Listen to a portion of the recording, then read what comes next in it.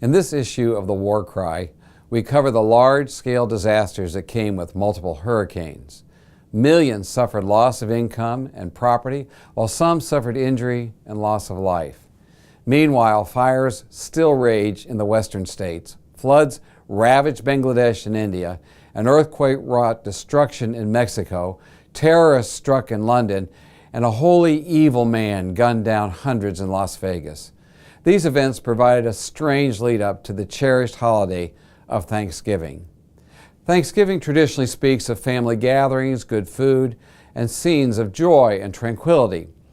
What a strange contrast to the disaster scenes that blighted September and October. How do we reconcile Thanksgiving with tragedy and loss? Actually, it fits right in. If we remember the story of the original Thanksgiving, we recall that it was against a background of horrific suffering. The long, bleak winter before nearly wiped out the little Massachusetts colony. If it were not for the intervention of the Native Americans near them, the tragedy might have been complete. But it wasn't. There was a harvest, a season of rejoicing, following the bitter tears of a few months earlier.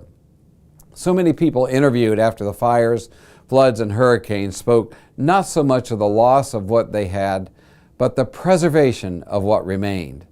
The house might be gone, but the family was safe. While there was no certain path for tomorrow, on this night, what mattered survived. There was a spirit of thanksgiving amid the grief of loss. Thanksgiving, as always, is not merely the fourth Thursday in November. It is a spirit of gratitude that recognizes that when worldly events are too much, we lay claim to a God who stands above the world. He allows our souls to feast even when our bodies may be hungry or we lack a roof overhead. Disasters remind us that nothing in this world is permanent. When all gives way, we hold fast to the Rock of Ages.